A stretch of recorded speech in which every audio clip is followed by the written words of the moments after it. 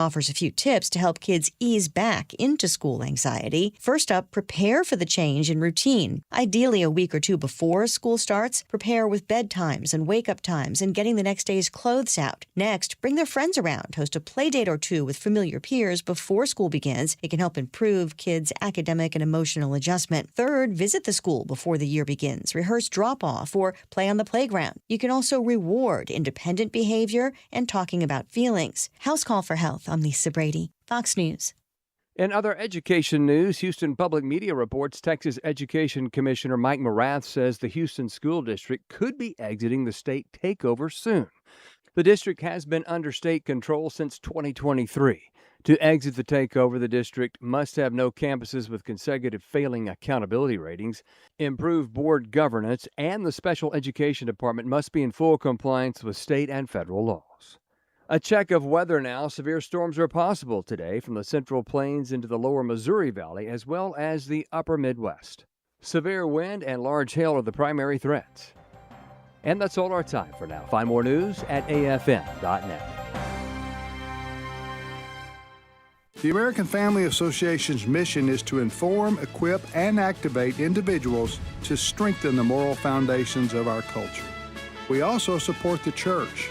Our goal is to be a leading organization in biblical worldview training for cultural transformation. AFA believes that all men and women, whether in private or public, should be free to exercise their faith without hindrance from the government. Thank you for standing with the American Family Association. Hello, and welcome to the Dr. Nurse Mama Show, prescribing hope for healthy families here on American Family Radio. Here's your host, Professor, Pediatric Nurse Practitioner, and Mom of 4, Dr. Jessica Peck. Well, hey there, friends, and welcome to my favorite time of day, getting to spend time with you, prescribing hope for healthy families. And today we are talking about something I'm hearing about everywhere. We are raising children in a cultural moment really unlike anything previous generations have experienced. It is hard. We have a big generation divide because parents are raising kids in a world that seems completely foreign to them. We didn't have this kind of technology growing up, and our kids are surrounded by more information, more opinions, more videos, more voices, more screens, more opportunities to construct an identity than ever before. They're being given tools for image crafting on social media, and yet many are desperately searching for solid answers. They're still asking age-old questions, even in what seems like a new age. Who am I? What is my purpose in life? From social media to entertainment to influencers to algorithms, young people are constantly being invited to ask those questions. What is true? Where do I belong? What should I believe? What gives my life meaning? And increasingly, the answer from culture is you decide. You're in charge of your life. You are you. Live your truth. Be whoever you want to be. Follow your heart. Define yourself. If it feels right for you, do it. On the surface, it sounds kind of liberating.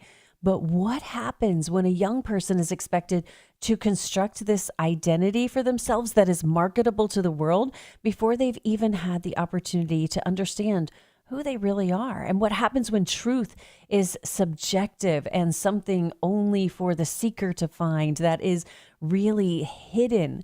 Identity becomes something that we are continually manufacturing. And belonging is dependent on whether other people affirm that identity that you've now manufactured and constructed and marketed to the world. And that can be accepted today and rejected tomorrow. And this is the struggle for parents because we're not just trying to protect our kids from bad information. We are discipling them in a culture that is constantly teaching them what to believe about themselves, about truth, about the standards of morality, about relationships, and ultimately about God. And that drives a lot of fear for parents. But don't fear, because into this conversation comes a movement called Verity Collective. Now, this is founded by Rick and Naomi Anderson, and their stated mission is remarkably, blessedly simple. This generation doesn't need more noise. They need more clarity. They need hope, and they need the unchanging truth of Jesus Christ. Now, Verity describes itself as a Christian media movement reaching Gen Z through stories, conversations, street interviews, campus outreach, and digital content centered on truth, identity, purpose, faith, and culture. Now, even this name is significant because Verity means truth. And their central question is one that may be increasingly countercultural. What is truth? And their ministry asks us to consider something profound. What if truth isn't something that you just get to create?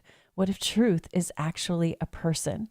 Now, today we're going to talk about what happens when we stop treating truth as something that is fluid and changing and start pointing our children toward the one Jesus described in John 14:6 as the way, the truth, and the life. Today, I'm joined by Naomi Anderson, founder of Verity Collective. She is a parent as ministry leaders. Naomi and her husband, Rick, they have watched firsthand the pressures that are facing today's young people. And they founded Verity Collective because they saw a generation searching for truth and identity and purpose and belonging. And Verity Collective is not a church. It's a Christian media movement, as I said. Their message is simple. Culture shifts, truth doesn't. Naomi, welcome. We're so glad to have you here. Thank you so much for spending some time with us today. Thank you so much for having me, Jessica. I'm super excited to be here just to talk about truth. Exactly. Well, Naomi, take us back to the beginning of this. What is your personal story, your personal testimony?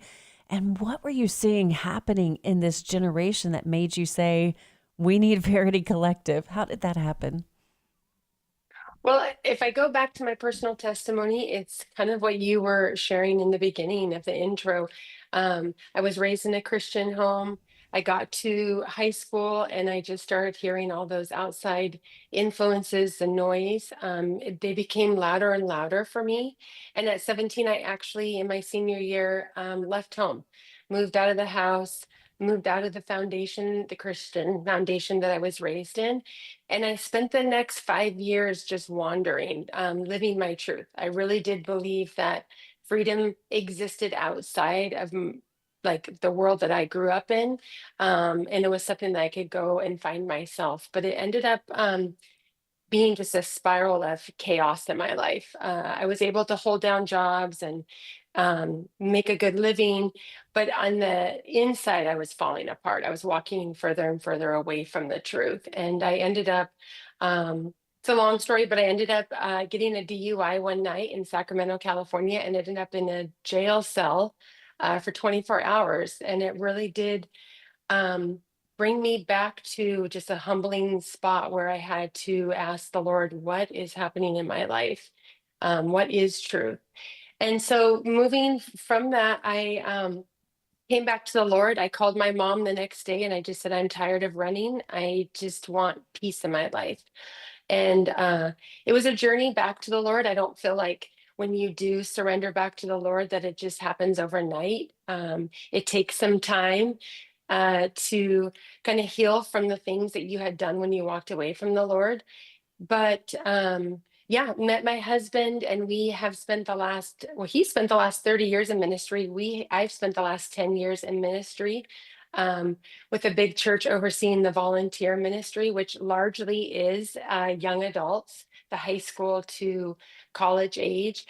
And about a year ago, the Lord just really put it on my heart. First, this generation, we are parents of a Gen Zer. And so we are just seeing firsthand the world that they're growing up with. And like you said, there's a lot of noise around them, thousands of voices telling them to go live their truth. And it's just created a lot of uncertainty and chaos in their thinking. And we started Verity Collective just to bring the simple truth of Jesus Christ back into the world. There's so many encouraging points that we can learn from your testimony, Naomi. Thank you so much for sharing it so transparently and so authentically. I mean, to say some of the things that you've said, I think it gives people hope. It's going to give parents hope who are waiting on children to return, on children who have children right now who are wandering. It's going to give hope to people who have wandered, who've had some experiences like you to say, hey, I want that kind of freedom. I want that kind of journey back. And it gives you an authenticity of lived experience. One of the things I see in this generation is, people will say, well, you can't understand it. It's just different. And it is different, but all of the heart issues, the identity issues, the belonging issues are the same. You're describing what you experienced in a generation prior, and those stories are still the same. We're still hearing that exact same story. And you kept saying this phrase, and I said it too, about live your truth. That is the message that is really resonating with Gen Z. Why do you think that phrase is such a moment of cultural inflection, that young people are so drawn to that message? I mean, for myself, and I believe for this generation, it just sounds freeing. When you're presented with the notion to go out and find your own identity, find your truth, live your truth, in the moment, it sounds freeing because, especially as a young person, you believe your identity has kind of been wrapped up in what your parents have raised you in, or if you've been raised in the church, or if you haven't been raised in the church. But ultimately, it sounds freeing. Yeah, but it's not. I mean, that's the whole You know? point. It's not freeing.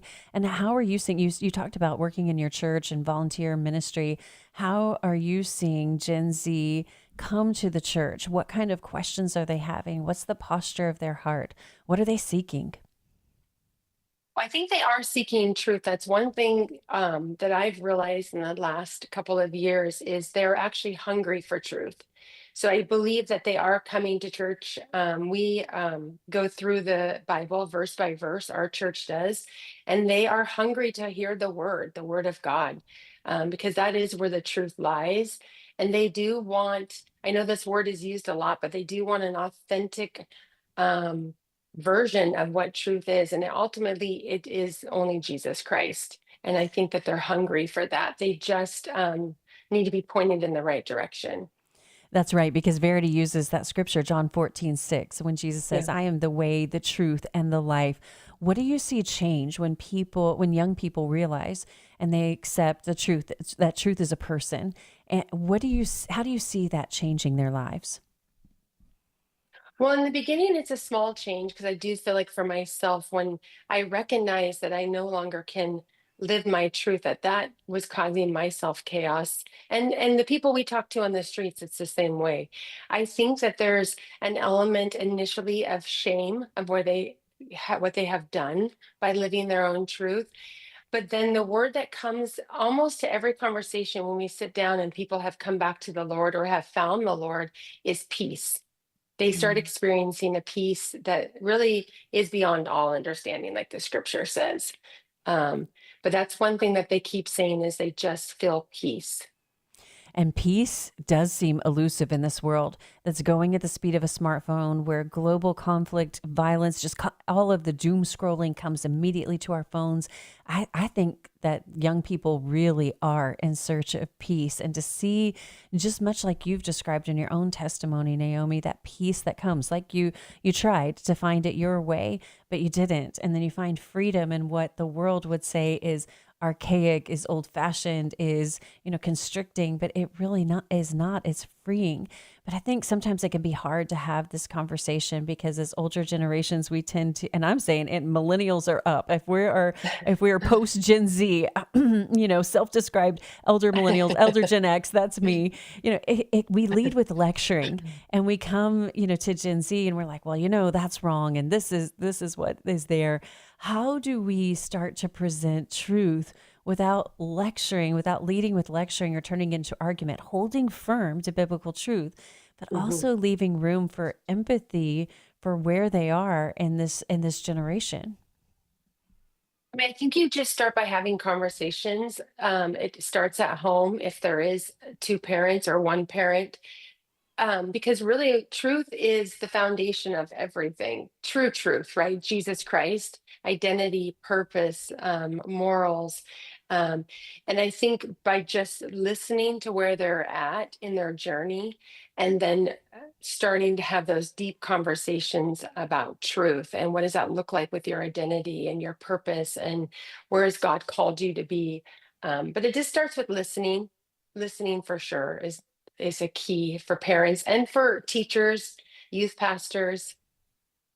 Naomi, I believe this with all of my heart. I think that's why God gave us 2 ears and 1 mouth, that we are to listen twice as much as we speak. But I think that listening can be a lost art because we're so distracted as a society. And I've talked on the show before about a phenomenon that you can even study scientifically called phubbing, which is phone snubbing, where, we're listening with our face in our phones. And to give a young person the gift of listening with your face, I think that's why young people are being so drawn to grandparents. And you can see this popping up in popular culture, how they're really intrigued in things that are quote unquote vintage. And this hurts me a little, Naomi, because I'm talking about things like record players and cassette tapes and actual digital cameras that aren't associated with a phone. So they feel like, they can go out in nature and just have a camera, but not a phone. All of these things that we lived, or we see even like a grandmother couture. I think that older people, older generations, they do have great listening skills. And Gen Z wants to have conversation that is meaningful. And when we come back, Naomi, we're going to talk more about Gen Z's search for identity and belonging and the pressure to create yourself, and what Verity Collective is doing to speak into that. And it really gives us, there's an important question here. What foundation are we giving our children for determining what is actually true? Because if truth changes every time culture changes, our kids have nothing solid to stand on. And I think that can be really anxiety inducing. But if truth is rooted in Jesus Christ, we aren't asking our children to invent a foundation. We're just inviting them to build their lives on one that is trustworthy and already there. We'll be right back with more about Verity Collective. We'll see you after this break.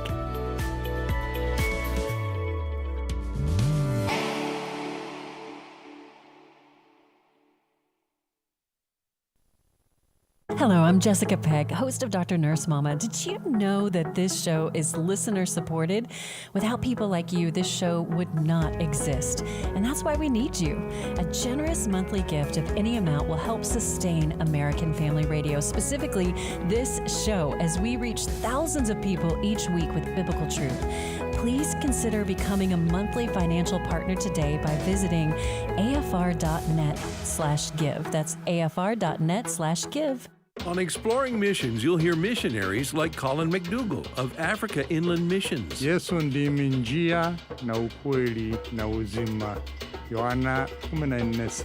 What did he say? Jesus is the way, the truth, and the life. John 14:6. Colin learned a new language to minister to the people of Africa. That's right. We're mostly working on the east and also in the north of Africa. Saturday afternoons at 2:30 Central on American Family Radio. The following is a real-life story from Trinity Debt Management. When I was feeling the stress of too much credit card debt, I looked at 2 different options: debt settlement and debt management. They may sound the same, but guess what? They're not. Debt settlement seemed like a quick fix, but I found out it would destroy my credit, create tax headaches, and hit me with huge fees. They actually told me to stop paying my bills. No way, not me. Then I turned to a debt management plan developed by the team at Trinity. They worked with my creditors, lowered my payments, reduced my interest, saved me thousands, and paid off my debt. And Trinity is a Christian company, which is important to me. If credit card debt has you down, call Trinity at 1-800-788-1813. My name is Heather. Please forget debt settlement and remember Trinity Debt Management. 1-800-788-1813. Fear of failure. Fear of financial hardship. Fear of rejection. Fear of death. And fear because of all the evil that's happening in the world today. I'm Joseph Parker, and we here at the American Family Association would like to remind you, fear not. Put your trust in the Lord. Psalm 91 verses 1 and 2 tell us, "He who dwells in the secret place of the Most High shall abide under the shadow of the Almighty. I will say of the Lord, He is my refuge and my fortress. My God, in Him I will trust."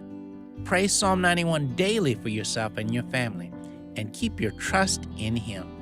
If you'd like a copy of the Psalm 91 prayer, simply email us at psalm91@afa.net. Again, that's Psalm 91 at afa.net.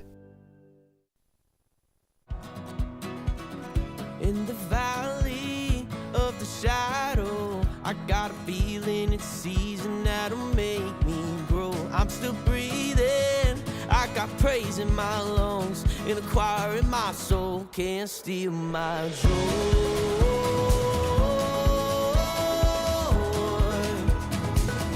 Can't steal my joy.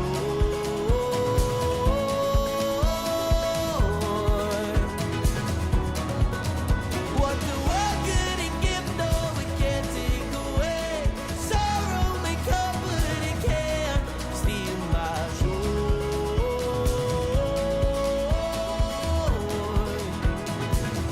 Can't steal my joy. Welcome back, friends. That is Can't Steal My Joy by Josiah Queen and Brandon Lake. And that's what we're talking about today. How do we help a generation to feel confident that the enemy can't steal their joy in a world with lots of conflicting cultural messages, telling them messages about identity and truth and belonging and things that are creating pressure on themselves to create that identity for themselves and to image craft and to present a marketable version of themselves to the world based on standards that seem to be changing all of the time. We're talking today to somebody whose ministry is offering them a powerful alternative. We're talking to Naomi Anderson, who founded Verity Collective, a Christian media ministry with her husband, Rick. She's here talking about this today, and she has given us her really powerful testimony that gives her a place of empathy for young people who are searching. And Naomi, we talked a lot about truth and the whole live your truth. And let's talk about identity, because really truth and identity are inseparable in some ways. And our children are growing up in this environment where identity is increasingly presented as something that they're responsible for constructing and curating and communicating. And social media gives the young people the ability to represent different versions of themselves. And we see this through social media. Like, you may have your main social media page, like, oh, this is my public facing, but here's my close friends. Here's my ghost profile, my spam profile. Here's how I act when I just have this little group of people, or here's my close friends circle. We see that social media is responding to this because young people are thinking, okay, it's exhausting. I can't be the perfect version of myself. I've got to find a forum where I can, present different versions of myself, and algorithms in those different channels are reinforcing different worldviews. You're being discipled by social media, and Christianity really is something very, very different, because before children even create their online profile, before they even start to construct their identity in the world, they're given an identity created in the image of God. And one of the things that you are doing, Naomi, that I think is really interesting is you're doing street interviews. You're interviewing people, like boots on the ground, like just talking to kids who are around you in your community. What do you hear them saying about identity and truth and belonging? Well, it's funny you mentioned social media, because that's one of the questions we actually ask on the streets is, where do you believe our generation is finding their identity? And I would say 99.9% of the answers is social media. Wow. Yeah, we rarely get another one. Sometimes they'll say like friends, they find their identity in friends, but it's always social media. And I just think that the social media is bigger than it's ever been before, because you really can, like you were saying, you could have this profile and be this person, and then you could come over here and have your work page and be this person. But you could live, your identity really is the foundation of everything that you do. So having an identity rooted not in Jesus, it really does shape everything else in your life. And so that's why the confusion is so hard right now with Gen Z. What do you see in young people feeling that pressure to create their identity instead of receiving their identity from God? How do you see that playing out in everyday life? Well, I think it's very exhausting. We do ask them after, as a follow-up question, what does that make you feel like, when your identity is rooted in social media? And it's tiring. And I think it plays out in just pretty much everything you can imagine it, with your relationships, who you are at the work site, with your parents, like I said, relationships, boyfriend, girlfriend, and then just even looking in the mirror and trying to figure out, who am I? Um, when you go on social media and you see all these images that you are confused by, because should I be a cow? Should I be a cat? Should I be a female? Should I be a male? Um, they're constantly asking themselves that on a daily basis because of this one outlet called social media. What do you wish that parents knew about social media that you feel like we're just kind of have our head in the sand? What do we need? What's our wake up call? What do we need to know? I mean, I think as a parent myself, that it's more than probably even, it starts probably really little. When we have our sit down conversations and we ask people their testimonies, every single one of the 7 people that we have sat down with so far and had intimate conversations with, it all started with YouTube. Mm. Um, just parents being okay with the YouTube. Pinterest was another one. We gave our daughter Pinterest when she was younger because I just thought it was like crafting. But what we're finding is that these young girls are going on Pinterest and they're comparing themselves to the models that they're looking at the clothes with. And I think it creeps in very slowly that parents who really are trying to protect their children from the social media don't realize that it comes in all forms. It's not just Instagram, TikTok, Snapchat. It starts on things like YouTube, Pinterest, platforms like that. So I think not to be scared, not to scare the parents, but just to be super aware that all platforms really can pull your child in at this point. Yeah, I think that we just have to accept that reality. Not to, there was a few years ago, I was doing a suicide prevention event in the community, and there were hundreds of kids and parents who came. And when the parents came in, I, directed them to one side of the room, and the kids I directed to the other side of the room, and they each had questions to answer. I gave each kid a Post-it note, and I asked them, what do you see on social media that your parents don't know that you see? And I'm telling you, Naomi, the parents were like, they were so ready to see this answer. I mean, I felt like it was like I was going to have to hold back a rope, because they wanted to run over. And I think they had preconceived notions about what they were going to see. They thought they were going to see violence and explicit material and, all of these kinds of things. But I was really shocked, honestly, Naomi, I really was, when I looked at that wall of Post-it notes and I saw, much like you said, 99.9% were that saying social media. 99.9% said one variation of one word, and that was perfection. It was some variation of the word perfect, and feeling that pressure to be perfect. And I think that's why we continually also see this culture that is really obsessed with escapism. They want to self-medicate by scrolling. I mean, you can just scroll and scroll and scroll and you numb your mind. We see trends like bed rotting, where they just sit in their beds all day and just numb their minds and just binge watch shows. And you can see it in so many different ways, like you talked about, not just mainstream social media, but also in gaming, where you can adopt whatever kind of identity you want to be. You can be a superhero. You can be whatever you want and construct whatever kind of gaming. And then when you get into that world, like, you become that person. We see a rise in LARPing and live action role play. We see all kinds of ways that kids are trying to live out any identity except for their identity that is given to them and their identity in Christ.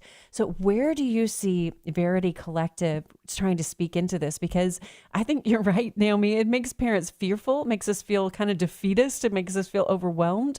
Where do you find hope in the direction that Verity Collective is going? Where are you seeing lives transformed? I think the biggest takeaway, what I have seen that has given me the most hope, is that the kids that we're talking to are open to having conversations. They actually are hungry for truth. Um, every conversation, we've talked to hundreds of kids on the streets, and nobody has walked away from us.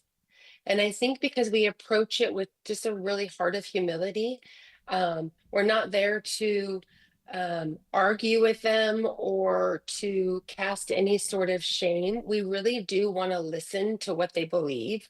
Um, and then we want to bring in Jesus into that conversation. And it's encouraging just to know that they're willing to listen. I think a lot of times um, we maybe don't even start that conversation with somebody because we just assume they're not going to listen to us. So we just don't even ignite it. So it's That's been real. encouraging to see that.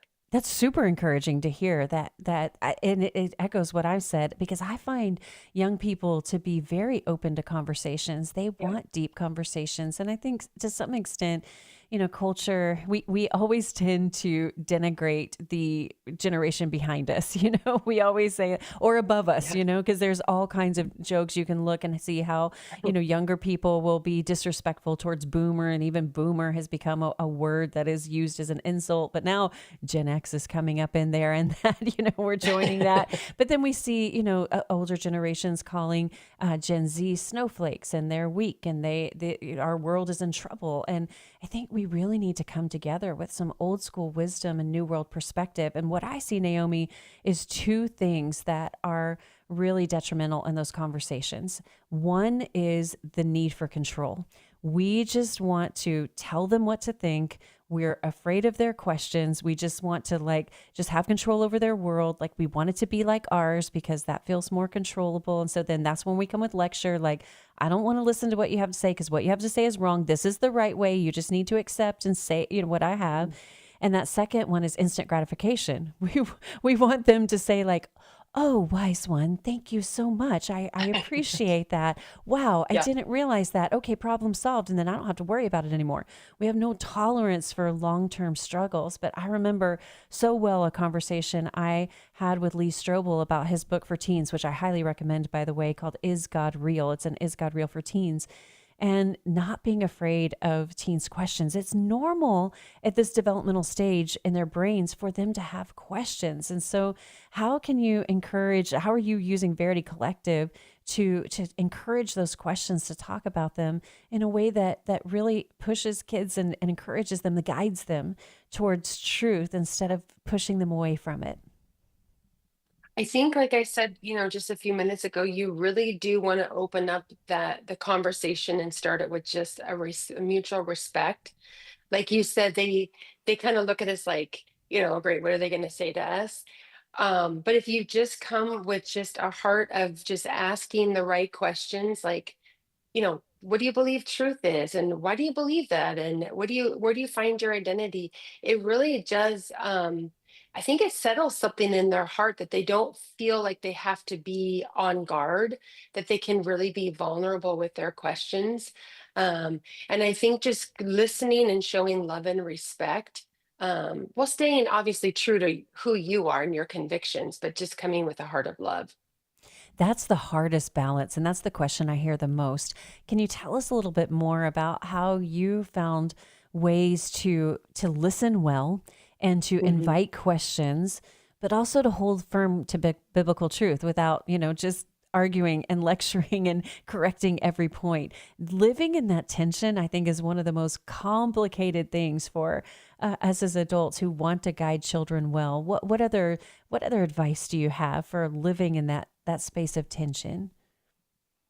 Well, I think conviction tells us where we stand, but it doesn't need to shut down the conversation. And so when we start a conversation with somebody on the street and they start telling us about where they find their truth, where they find their sexual identity, we listen, and then we start bringing in the truth of Jesus Christ. And we'll just ask them, "Hey, can we tell you who we are?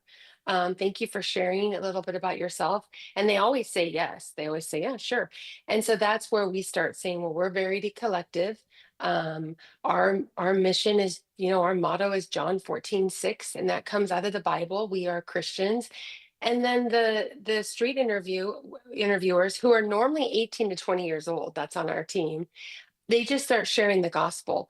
And the person just listens. I mean, you see it on camera, and it really does invite, I think, the person that's hearing that, um, to just listen with a heart that we listened with, which is a heart of just, "Hey, I'm just coming into this conversation. They're willing to listen to me. I'm willing to listen to them. But then it also tells our street interview team, stay true to who you are and be bold in your faith and go at it with love. And it's so far it's working out great. Everyone seems to be really receiving of what we're sharing about the gospel. I think your real world experience here, Naomi, is just reflecting exactly what we've been talking about. Gen Z is hungry for truth, and they are hungry for people who care about them and for that just feeling of connection. This is a generation that has epidemic proportions of anxiety, depression, but one thing we don't talk about as much that's equally present and that is being studied in a scientific way is the epidemic of loneliness. And so to have someone who cares, who is listening, I think there is a way that we can listen without compromising truth. And I always teach about that, and it comes from a professional tool that I use in clinical practice called motivational interviewing. But it really, if you think about it, is based on biblical principles. Everyone be quick to listen, slow to speak, and slow to become angry. If we can just carry that scripture with us into conversations with young people and just really listen, I feel like that lowers their defenses and it creates a bridge because we recognize, okay, I see where you are. And I don't know, Naomi, you're probably in my generation where, like, you remember before MapQuest and we would get lost and like you'd have to find a payphone or you'd call somebody and say, and the first question they would ask you is, okay, where are you? Tell me the landmarks that are around you and I can tell you how to get out from there. That's what we've got to do with young people, is meet them where they are. And so often I think we're telling them, okay, well, you come to me and you come to my position and then I'll take you the rest of the way. We got to meet them where they are.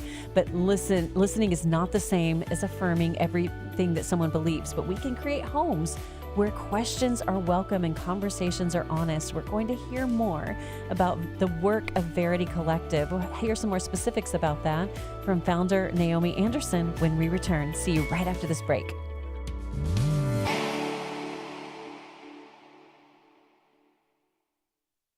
When you hear this, this is American Family News. You know what follows is the truth. Your news from a Christian perspective. Hundreds of teachers are going to have to walk into that school building and they are forced to swallow political ideology that in many cases violates their very faith and conscience. If you miss it at the top of the hour, American Family News podcasts are available at afn.net. And sign up for our daily news brief at afn.net. AFA Stream is a resource for life-changing instruction and information, a source of wholesome entertainment and relaxation, plus access to some of your favorite AFA shows. You can watch a lot of content for free, or you can become a Great Commission partner. Then you'll not only open the door to everything AFA Stream has to offer, you'll get benefits like a subscription to The Stand and some really nice exclusives. Why not get started today? It's easy. Visit stream.afa.net. And my father, your great-grandfather, fought in World War II. Really?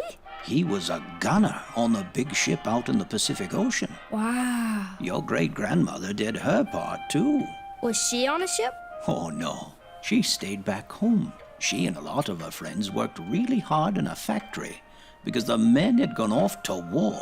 Ooh. And they held scrap metal drives to help in the war effort. The folks back home were heroes, too. Here at the American Family Association, we consider you the heroes back home. As you fulfill your responsibility of caring for your family day to day, your partnership with us is crucial as we fight the enemies of freedom in America. Thank you for your commitment to the American Family Association. Grandpa, what's a scrap metal drive? Let's get some cookies, and I'll tell you all about it. Hi, I'm Jan Harper. If you're a pastor's wife, you know both the blessings and the unique challenges that come with the life you and your husband live daily. We call it living in the fishbowl. Details have been announced for the 2026 Pastors and Wives Fishbowl Retreat. Once again, this year's retreat will be at Pickwick Landing State Park in Counce, Tennessee. From October 20th through the 22nd, pastors and their wives will enjoy rest, renewal, and fellowship hosted by Pastor Bert Harper, Director of Marriage, Family, and Pastoral Ministries at AFA and co-host of Exploring the Word on AFR, and his wife, Jan. Our special speaker will be J.J. Jasper of AFR. Your registration fee covers lodging, meals, and materials. All you need to do is get there. The annual AFA Pastors and Wives Fishbowl Retreat, October 20th through 22nd. Learn more and register at repairingthefoundations.net. We'd love to see you there. Lord, I'm just grateful that I got to wake up today. You take my worries and hurries and fade them to gray. You have good plans for me, that's what you say. That's how I know everything is gonna be. I woke up late and the house is a wreck. Couple bills on the counter I don't wanna check. The car needs gas and an oil change. I guess I'll get around to that next. Cause my son's doing front flips on the floor, and I'm supposed to be a silly dinosaur. Somewhere in the mess I look to you, and a new song starts to break through. Lord, I'm just grateful that I got to wake up today. You take my worries and hurries and fade them to gray. You have good plans for me, that's what you say. That's how I know everything is gonna be okay. Yeah. We're gonna be okay. Yeah. Okay. Yeah. We're gonna be okay. Welcome back, friends. That is Okay by Forrest Frank. And no matter what you're going through, God is in control, and you are going to be okay, even if your circumstances aren't. And this is a message that needs to go to Gen Z. We have Gen Z young people today who are increasingly searching for identity, for truth and belonging.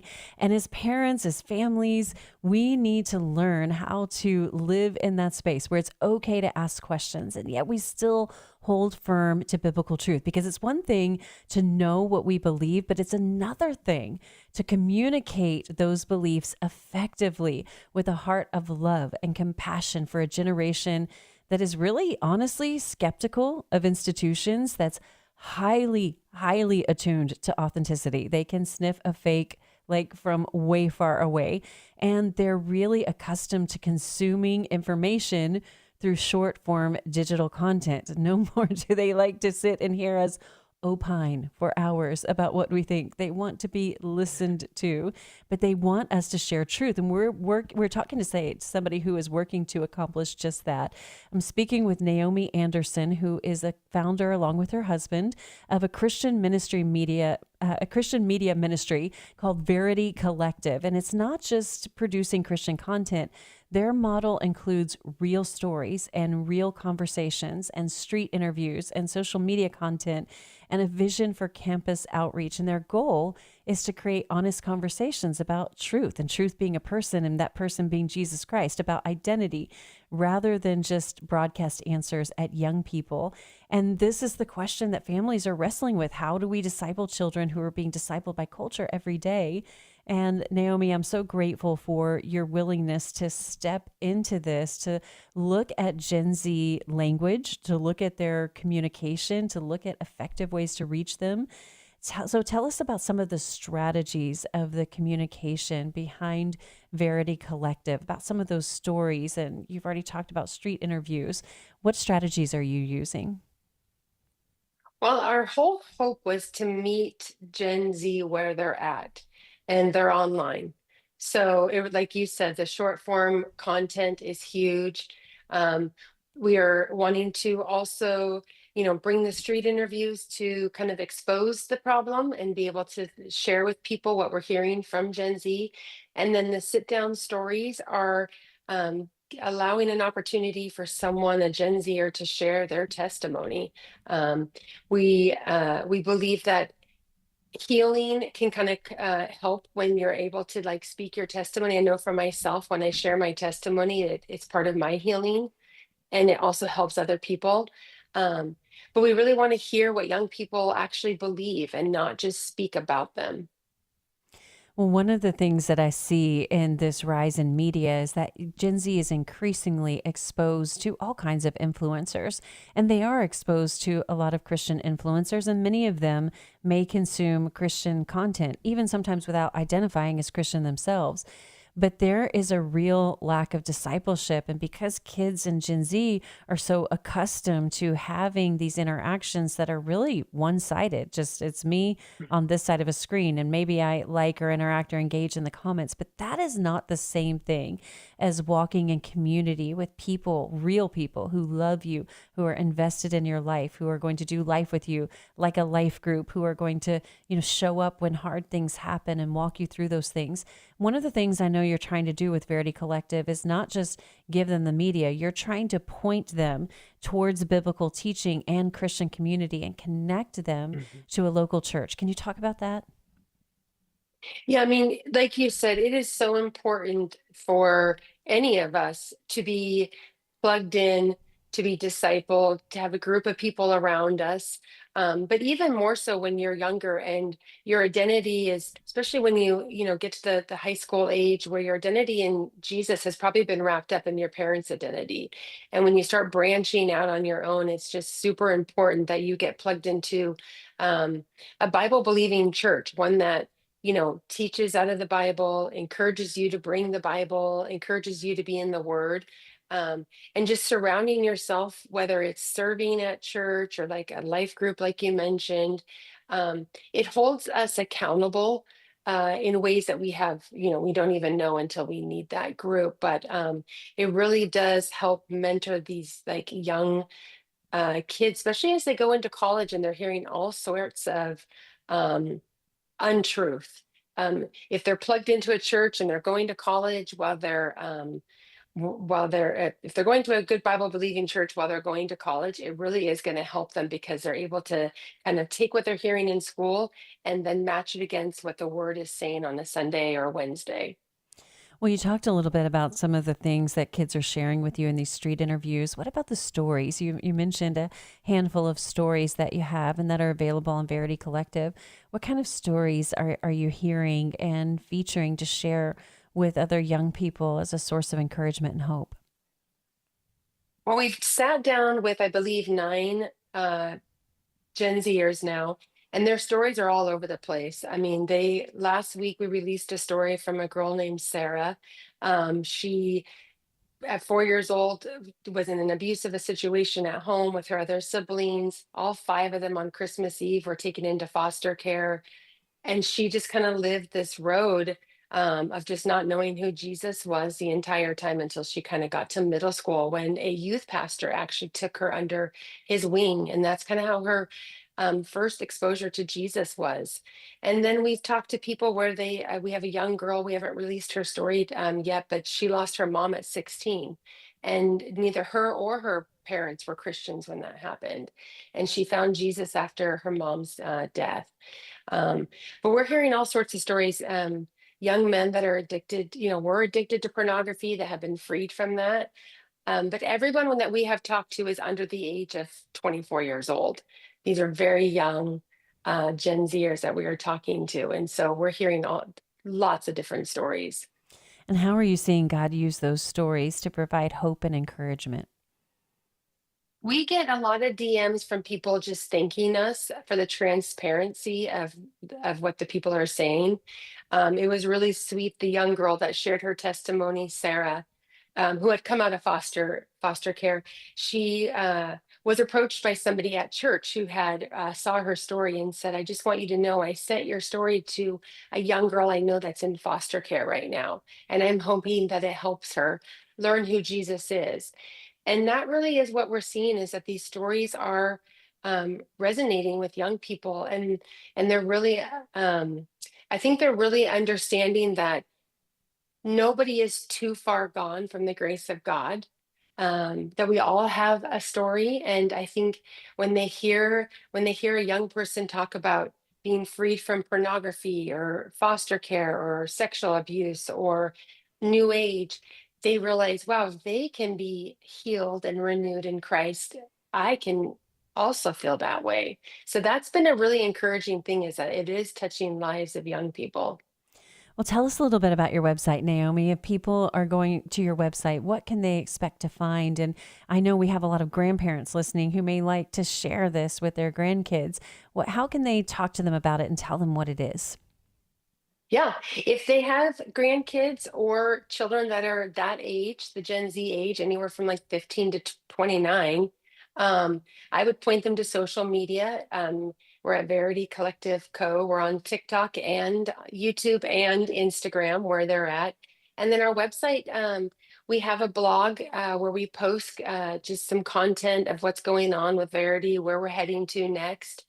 And but the website does hold all the stories. So if you're interested in checking out the stories, we try to release a story every couple of weeks. But that's where you could probably point the people to, is just going to the stories and starting to listen to those. And what is you and Rick, you and your husband Rick started this. What is your hope for the future of this movement? Where do you see it going? What is your hope for what God will do in the future?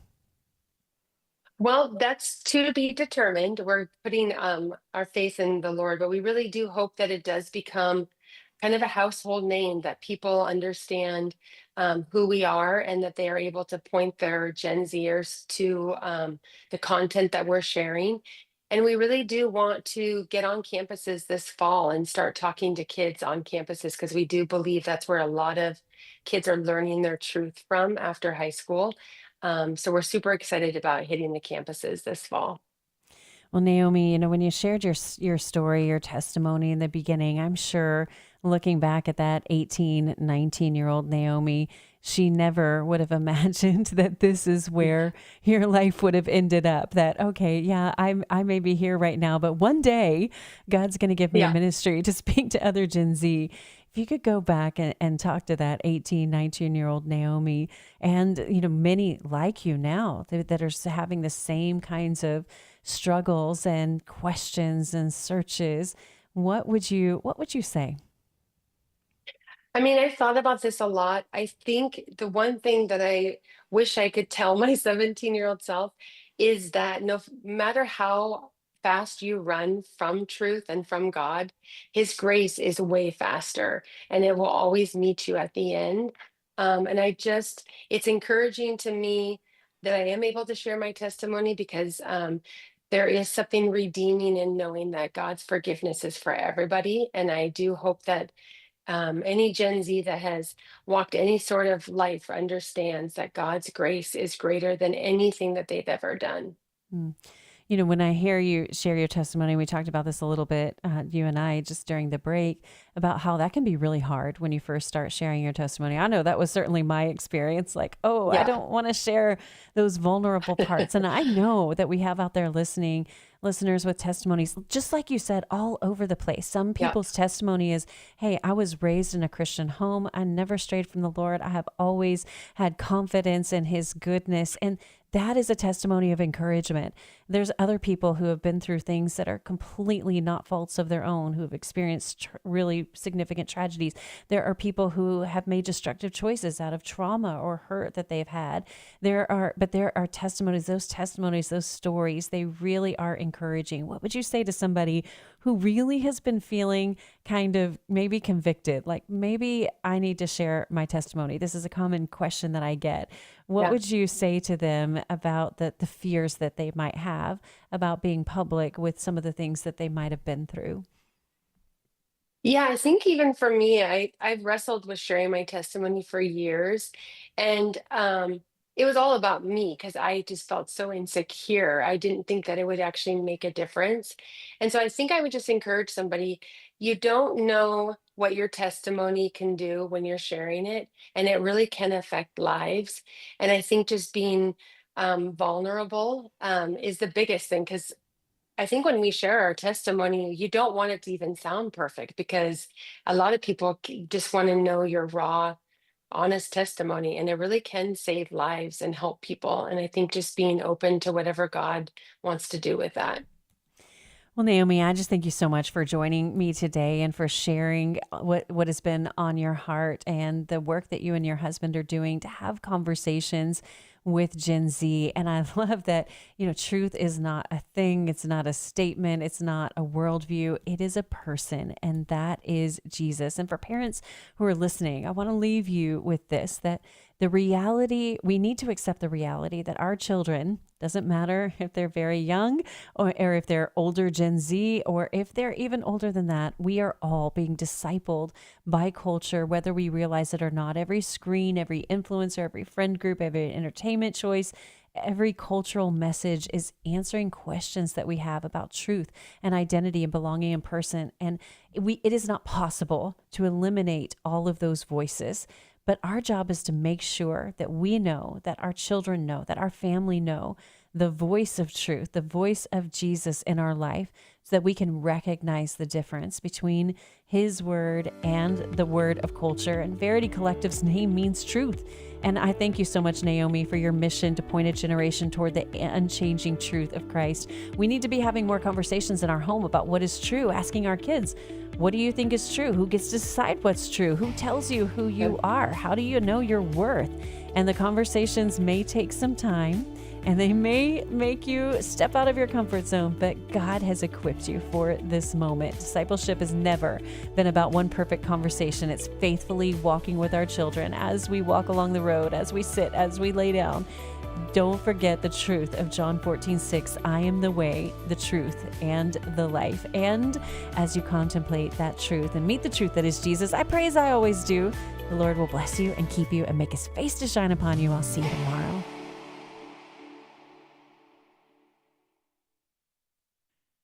The views and opinions expressed in this broadcast